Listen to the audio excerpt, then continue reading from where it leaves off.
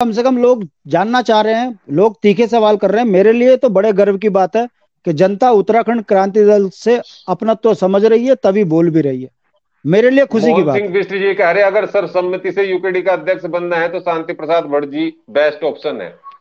अब आपके ऊपर जिम्मेदार, जहां नाम चल रहा था कि या तो शिव प्रसाद सेमवाल या शांति प्रसाद भट्ट, अभी तक तो जो दो नाम मेरे सामने आ रहे थे युवा चेहरों को लेकर, और शिव प्रसाद सेमवाल जी कह रहे थे कि इस बार ही चुनाव कराए जाएंगे। पुराना जो ढर्रा चला आ रहा है सर्वसम्मति वाला, वैसे सम्मति बन जाए तो ज्यादा बढ़िया है। वो चुनाव के पक्षधर थे। अब वो ठीक बात है कि आप लोगों में क्या बात हुई अचानक से, वो तो अंदर की बात देखो आप लोग जाने। जी। देखो जयवीर भाई, मैं फिर बोलूंगा, हम्म। मेरा अधिकार क्षेत्र है अपने पद हम्म। के अनुसार संघर्ष करना। हम्म। पार्टी की कार्य समिति की बैठक हो तो उसमें हम्म। अपना पक्ष रखना, ये मेरा हम्म। अधिकार क्षेत्र है। मैं इससे बाहर नहीं जाऊंगा। किसको हम्म। अध्यक्ष बनाएगी पार्टी, किसको नहीं बनाएगी, ये मेरा अधिकार क्षेत्र नहीं है। मैं इस विषय में जाता ही नहीं हूँ। जो हम्म। जो मेरे अधिकार क्षेत्र में नहीं है, मैं उस पर क्यों डिबेट करूं, मैं उस पर क्यों हम्म। बहस करूं? मेरा अधिकार ही हम्म। नहीं है। हम्म। रही बात उत्तराखंड क्रांदल में बदलाव हम्म। की बात है, हम्म। जितना हमको पता है उतना हमारे नेताओं को भी पता है। हम्म। अगर उन्हें बदलाव दिखेगा करेंगे और होगा। माने माने हरी जी ने तो बहुत इन चीजों में बड़ी बहुत पहले से बोल रहे हो, 1 साल से बोल रहे। तो ऐसा थोड़ी नहीं, ना होता उनसे है कि मेरी बड़े जब बात बड़े हुई है ने तो वो ये चाह रहे हैं कि पर अभी भाई, देखते हैं। जयवीर भाई, वो 1 साल हम्म। पहले से इस चीज को बोल रहे हैं। तो ऐसा हम्म। थोड़ी ना है कि पार्टी कह देगी नहीं जी। हम्म। पार्टी है भाई, 100 150 आदमी बैठे होते हैं, जब इस चीज को बोलते हैं तो नहीं नहीं, अगर पार्टी ने कह दिया नहीं आप कंटिन्यू करें तो कर रहे हैं हम्म। वो। पार्टी ने कह दिया थोड़ा पीछे करो, हो रहा है। हम्म। मैं सहमत हो सकता हूं, असहमत हो सकता हूं, ये विषय नहीं है। मगर हम्म। दिवाकर भट्ट और काशी सिंह गिरी के संघर्ष को कोई भूल सकता है क्या? हम्म। भाई अगर उनके संघर्ष को बोलना है तो पूरा उत्तराखंड ही खत्म है फिर।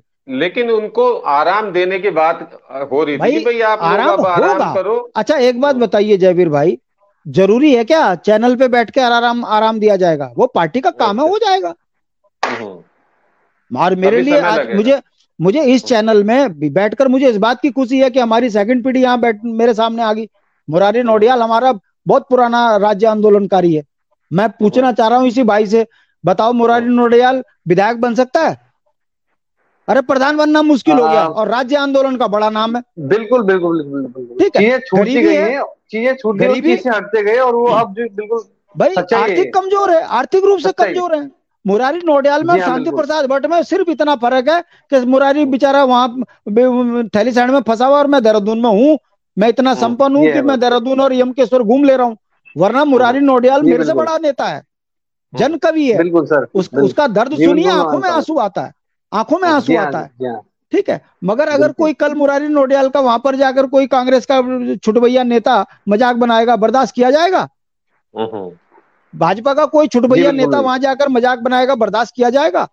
मुरारी नौडियाल जी हो गए, पोखरियाल जी हो गए, ये वो लोग हैं जिन्होंने अपना घर तबाह करके उत्तराखंड के लिए काम किया है भाई। हम्म। और इनके इतिहास को वही जान सकता है जिसने संघर्ष किया। मगर दुख इस बात का पोखरियाल होता जी है, पोखरियाल जी तो अब बहुत बुजुर्ग हो गए, बहुत ही बूढ़े हो बहुत गए अब बुजुर्ग, तो। बहुत बुजुर्ग, बहुत बुजुर्ग। बहुत ज्यादा बुजुर्ग हो मैं गए, अब तो चलते और भी नहीं है वो बिल्कुल भी। एक्चुअल उत्तराखंडी है वो, एक्चुअल मुरारी भाई। बिल्कुल सर बिल्कुल। मगर क्या करें, हमारी आर्थिक तंगी ने ऐसे हाल कर दिए, 2 टाइम का राशन नहीं है। कई ऐसे ऐसे राज्य आंदोलनकारी हैं पहाड़ों में चलिए कि खैर। जिन्होंने अपनी ठीक है। जमीनें बेचकर उत्तराखंड आंदोलन किया। मगर ठीक है हमारा दुर्भाग्य सन। यह है कि हमारे हम्म। पास बहुत ज्यादा धन नहीं रहा है और हम एक बार चलते पिछड़ क्या चलते गए, दो पिछड़ते दो पिछड़ते सवाल। चले गए। एक तो बोलो। 9 अगस्त को एक सचिवालय, उससे परेड ग्राउंड से लेके मुख्यमंत्री आवास तक जो निकल रही है यात्रा, या जो भी आंदोलन हो रहा है, संघर्ष हो रहा है, प्रदर्शन हो रहा है, मूल निवास के लिए, भू कानून के लिए बहुत सारे लोग इकट्ठा होंगे, तो उसके बारे में थोड़ी सी जानकारी आप दे दें। और एक सवाल और बाद में लूंगा, पहले आप ये बता दें कि उसमें आप लोगों की किस तरीके से भूमिका रहने वाली है और कहाँ कहाँ से लोग पहुंच रहे हैं। ये मान के चलिए वो कार्यक्रम हम ही करवा रहे हैं। सारा यूथ अच्छा। हमारा उस काम पे लगा हुआ है। पर्चे हम्म। बांटने से लेकर ऑफिसों में हम्म। जाने तक हम लगे हम्म। हुए हैं कि आइए। और हमारी ये हम्म। रणनीति है कि कोई हम्म। ये ना कहे कि ये पार्टी किसी एक पार्टी का है। इसको हमने हम्म। राज्य आंदोलन की तर्ज पर एक प्रयास किया है कि सभी हम्म। संगठन एक मत होकर जब ये राष्ट्रीय पार्टी के नेता झूठ बोलकर हमारे साथ वोट ले जा लेते हैं, फिर हमारे बच्चों का गला घोट रहे, तो इनको पटकनी देने का सबसे बढ़िया तरीका है, रहो भाजपा में, रहो कांग्रेस में, मगर इस समय पर ऐसा हालात बना दो कि पांचों के पांचों सांसद जमीन पे आ जाएं। तब इनको फटी पैंट भी समझ में आएगी, और इनको उत्तराखंड में बंगालियों को जो है मूल निवास बनवाने का भी समझ में आ जाएगा। ये करेंगे, हम प्रयास कर रहे हैं, और मेरा विश्वास है कि लोग भाजपा कांग्रेस में रह के भाजपा कांग्रेस की मवासी घाम लगाएंगे, तब जाकर यूकेडी आगे आएगी। और ये प्रयास हमारा 9 अगस्त को आप देख लीजिएगा, सख्त भू कानून और मूल निवास के लिए जो लड़कों ने प्रयास किया, इसको फुल समर्थन है, और मेरा विश्वास है हजारों लोग सड़कों पर उतरेंगे, राज्य आंदोलन की तर्ज पर जनता समझेगी, और नेतृत्व तो यूकेडी आगे कर ही रही है। और मेरा विश्वास है मन मुटाव को भूलकर एक बार फिर हमको एक मुठ और एकजुट होना पड़ेगा। और जिस दिन एक मुठ जुट हो गए, फिर वही बात, गुरुकुल नारसन से बद्रीनाथ तक के बीच में रहने वाले यहाँ के मूल निवासी, उनके अधिकारों को संपन्न हम करेंगे।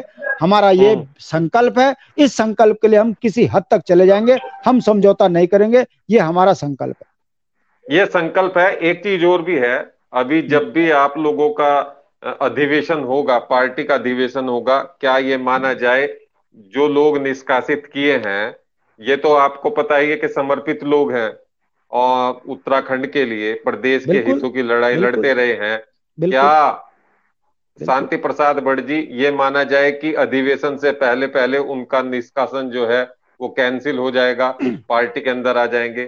किस तरीके से आप इसको देख रहे हैं? देखिए जयवीर भाई, मेरा मानना है हमारे जो नेता हैं एरी जी, बहुत विशाल हृदय के हैं, वो कभी कोई चीज दिल में नहीं रखते। उनका अरे मेरे से ज्यादा कोई क्या जानेगा है, मेरी पूरी जिंदगी उनके नजदीक जाकर रही है। वो कभी किसी के प्रति दुर्भाव नहीं रखते। वो तो 24 तारीख की वो एपीजीएल जी को भेजकर उन्होंने कह दिया, लाओ यार इनको यहाँ बैठाओ, मैं इनके गले में माला डालता हूँ, छोड़ो यार बच्चे अपने। वो उस दिन अगर वो चले जाते सचिवालय तो उस एनेक्सी में तो हो गया था। मैं फिर भी कह रहा हूँ, ये मेरा व्यक्तिगत है कि एरी जी बहुत जल्दी इसमें पॉजिटिव साइन देंगे, ये मेरा व्यक्तिगत है निर्णय, मेरे अध्यक्ष ने लेना है। और जहां तक मेरी अपनी भावना है, जिसने एक दिन भी उत्तराखंड के लिए संघर्ष किया है, यूकेडी के लिए, मैं उसे अपने घर में देखना चाहता हूँ। वैचारिक द्वंद्व होते हैं, खूब होते हैं, ये कोई विषय नहीं रखता, पर विचारों के जो मंथन से निकलता है वो पॉजिटिव होना चाहिए। शिव हो कोई भी हो, हमारा अपना है। यूकेडी में एक दिन भी यदि कोई संघर्ष कर रहा है तो उसे पता है कि इस पार्टी में ना तो विधायक बनने के अभी कोई वो चांस है, इस पार्टी में संघर्ष है, और जिसने संघर्ष किया है उसकी ईमानदारी पे शक नहीं किया जा सकता। भटक शांति प्रसाद भी जा सकता है, भटकना किसी और का भी हो सकता है, ये क्षमा योग्य बातें हैं। मेरा व्यक्तिगत मानना है कि ऐसी गलतियों को अनदेखा करके एक ताकत बने और उत्तराखंड के अंदर सही संदेश जाए। होना फिर वही है कि 2 बड़े नेताओं ने तय करना है, हम तो उनके अधीन हैं। और बहुत पॉजिटिव आप देख लीजिएगा, कोई युवा नेतृत्व आपको बहुत जल्दी दिखेगा जो उत्तराखंडियत के लिए सड़कों पे फिर एक आंदोलन खड़ा करता हुआ दिखेगा। उत्तराखंड क्रांति दल के अंदर जो भी नेता बना है वो बिना दिवाकर भट्ट, बिना काशी सिंह एरी के बन नहीं सकते, क्योंकि वो दोनों एक ऐसी धुरी हैं जिन्होंने उत्तराखंड बनाने के लिए अपना सर्वस्व उत्तराखंड में लगाया है। एरी जी ने अपनी आईएएस की नौकरी छोड़ी, एरी जी ने 3 बार उत्तर प्रदेश की विधानसभा में विधायक बनकर गए, उनको कैसे कैसे प्रलोभन नहीं मिले, मगर उन्होंने कहा कि मेरा उत्तराखंड बन जाएगा, उसके बाद में बात होगी राजनीतिक। अच्छे कड़वे अनुभव। मैं जयवीर भाई आपको बता दूं, एरी जी वो व्यक्ति थे कि हमारे इंद्रमणि बड़ोनी जी ने कहा राज्य नहीं चुनाव नहीं, एरी जी ने कहा यस, और उनका मकसद ये था कि अगर हम चुनाव में चले गए जनता हमको जिता देगी। लोकसभा में कहीं ये पूरे वो आ गया सदन में प्रस्ताव कि राज्य बनना चाहिए नहीं बनना चाहिए, भाजपा कांग्रेस सदन लोकसभा में ये प्रस्ताव गिरा देती और हम उत्तराखंड बोलने वाले सारे आंदोलनकारी जो हैं आतंकवादी बना दिए जाते भाजपा कांग्रेस द्वारा। तो बड़ोनी जी ने नई पीढ़ी को बचाने के लिए राज्य नहीं चुनाव नहीं का नारा दिया, और एरी जैसे महान नेता को देखिए, उसने कहा ठीक है।